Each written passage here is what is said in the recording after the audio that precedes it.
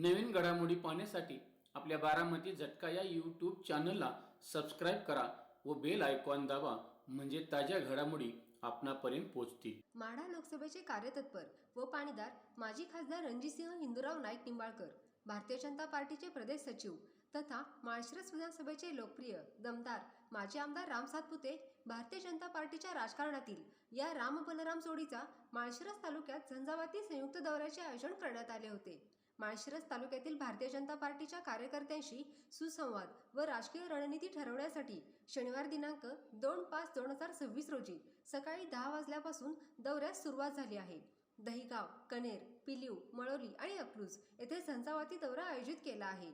मळोली गावामध्ये माजी खासदार रणजितसिंह नाईक निंबाळकर, माजी आमदार राम सातपुते यांच्यासह उपस्थितांचे हलगीच्या निनादात व फटाक्यांच्या आतिषबाजीत जंगी स्वागत करण्यात आले। माजी खासदार रणजितसिंह नाईक निंबाळकर यांचा पिलीव जिल्हा परिषद सदस्य तथा जिल्हा परिषद शिक्षण कमिटी सदस्य श्रीयुत चंद्रकांत ज्ञानेश्वर जाधव यांच्या शुभ हस्ते शाल व वह्या भेट देऊन सन्मान करण्यात आला। लोकप्रिय दमदार आरोग्यदूत माजी आमदार राम सातपुते यांचा शिवशंकर सोसायटीचे चेअरमन श्रीयुत चंद्रकांत रामचंद्र जाधव यांच्या शुभ हस्ते शाल, फेटा, हार व श्रीफळ देऊन सन्मान करण्यात आला। या कार्यक्रमाचे प्रास्ताविक बारामती झटकाचे संपादक श्रीनिवास कदम पाटील यांनी केले होते।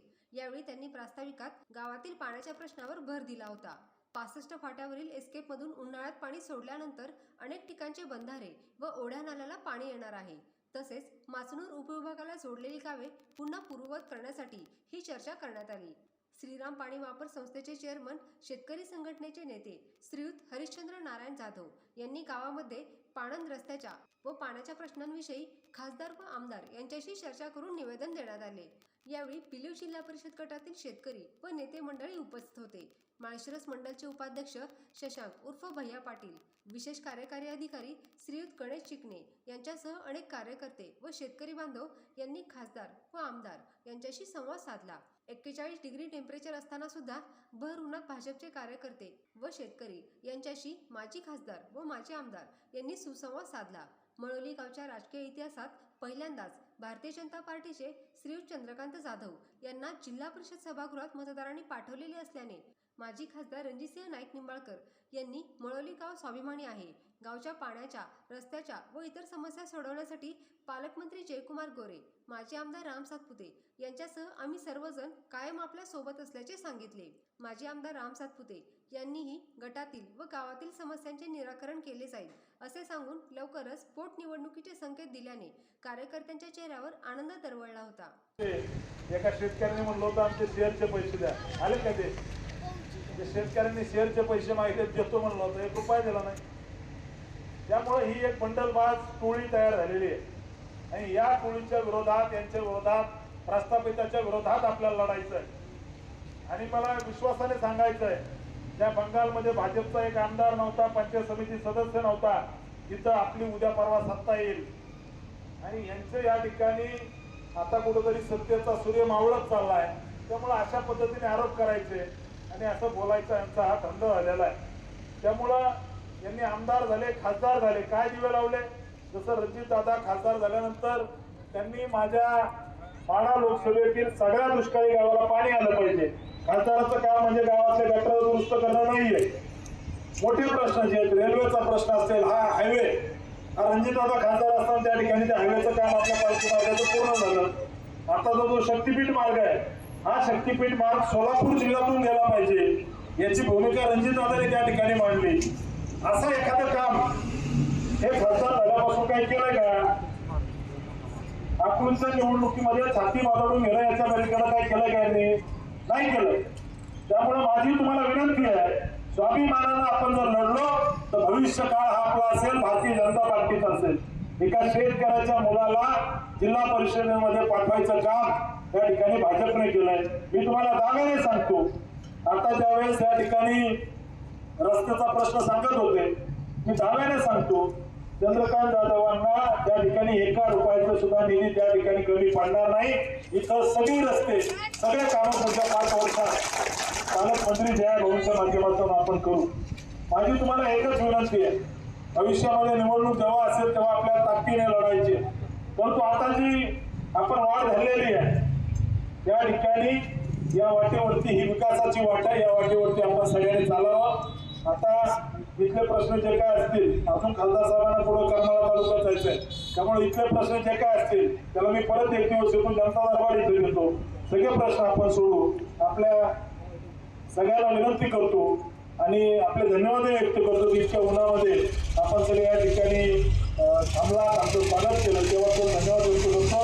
धन्यवाद. जय हिंद, जय भारत. यानंतर काय बोलतो.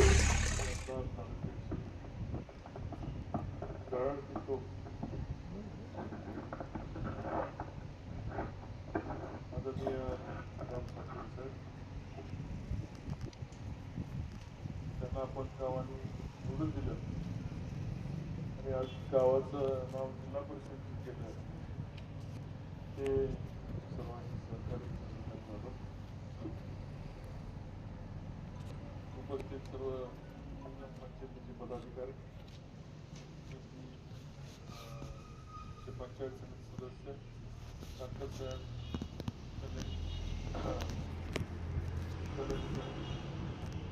माझे नावकरी,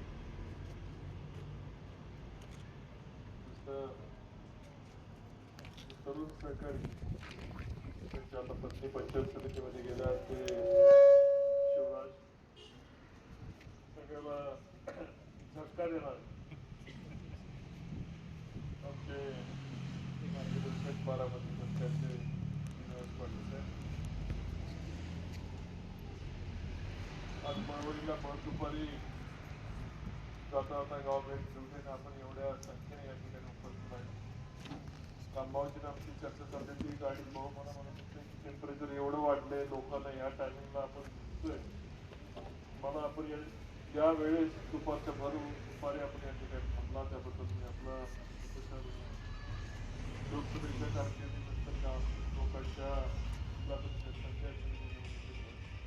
फक्त एक प्रकारे भारतीय जनता पार्टीच्या वतीने तुमचे आभार मानणे गरजेचं होतं, लोकांना भेटणे गरजेचं होतं. आम्ही भेटून तुम्हाला खंबीरपणे एवढं सांगण्यासाठी एक आलोय की जे राम सातपुते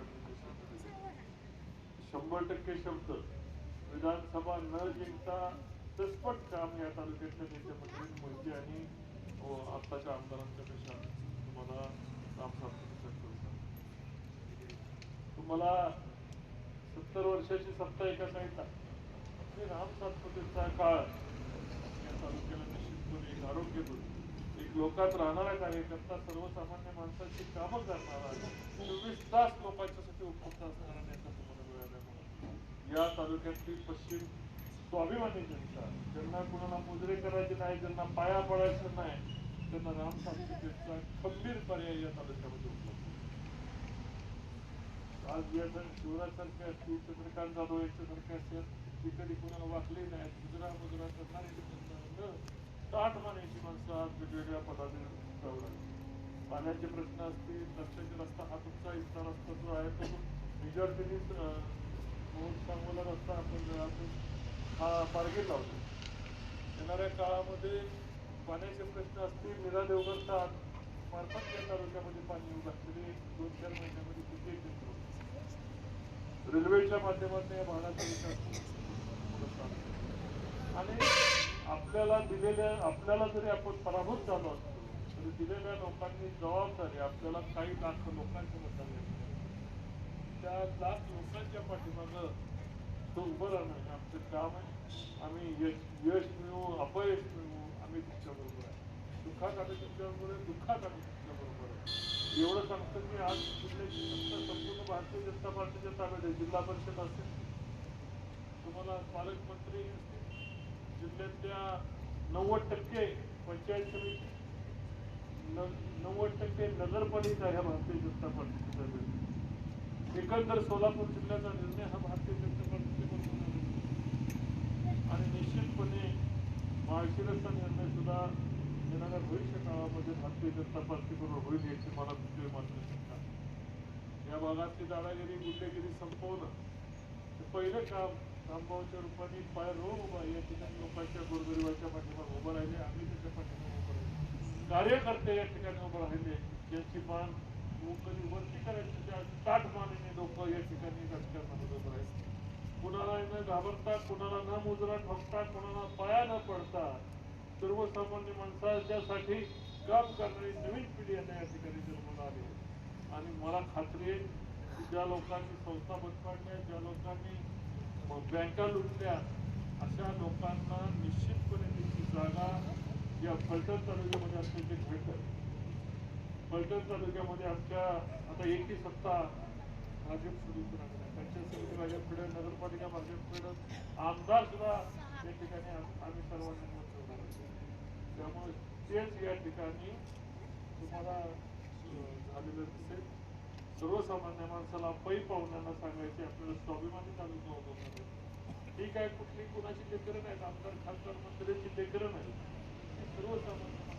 राम सातपुतेचे उदाहरण घेतलं तर सर्वसामान्य कुटुंबातून पुढे आलेली माणसं ही स्वावलंबी, स्वतःच्या कर्तृत्वावर, स्वतःच्या मनगटावर विश्वास असणारी माणसे, काळ्या रात्रीने दुःखासाठी असणारी माणसं.